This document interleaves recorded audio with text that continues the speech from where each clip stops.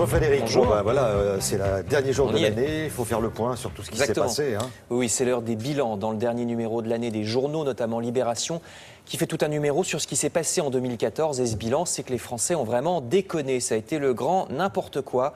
Des ruptures, écrit Libération, dans tous les sens, comme si on n'avait plus le sens de la morale, de ce qui se fait ou de ce qui ne se fait pas. Vous remarquerez que plus personne n'utilise ces mots. C'est Valérie Trierweiler qui est citée en premier par Libération à ce propos, vous voyez à gauche, ou bien la starlette Nabila. Le journal remarque que c'est nous tous qui avons fait le succès de ces deux personnes. 400 000 livres vendus pour la première et pour la seconde, un succès construit uniquement sur le fait qu'elle dit des idioties à la télévision, ce qui pousse tout de même à réfléchir.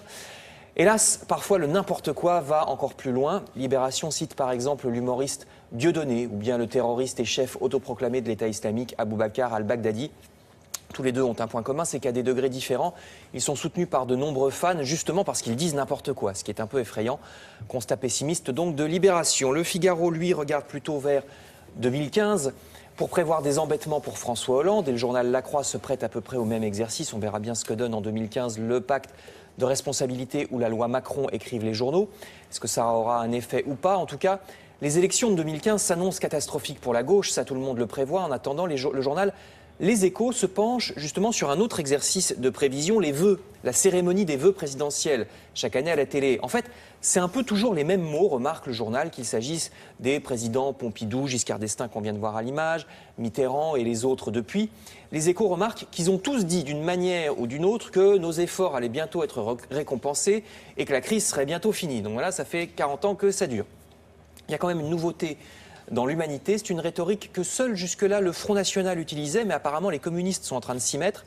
C'est l'idée en politique du tous pareil, tous pourris. Vous savez, l'Humanité explique que de plus en plus, je cite, le PS et l'UMP se retrouvent sur beaucoup de textes de loi, ils sont d'accord. Le journal prend l'exemple du Sénat. Alors on pourrait dire que peut-être si PS et UMP se retrouvent sur certaines lois, c'est qu'elles sont peut-être bonnes et qu'elles tombent sous le sens. L'Humanité fait évidemment la conclusion plutôt inverse. Vous lirez ça dans le journal. Le Parisien aujourd'hui en France, lui, fait le bilan des bonnes et mauvaises nouvelles pour 2015. Il y a de tout.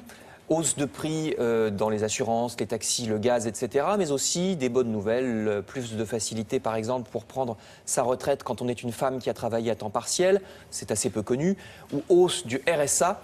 Il y a aussi une nouveauté pratique que remarque cette fois le Figaro. C'est un site internet qui recense les grèves. Regardez, ça s'appelle c'estlagrève.fr. Ça vous donne toutes les grèves en cours et les prochaines à venir. Alors c'est très pratique, il y a aussi bien la SNCF que les supermarchés, tout ce que vous voulez. C'est pour se tenir au courant des perturbations. c'estlagrève.fr, c'est pas mal.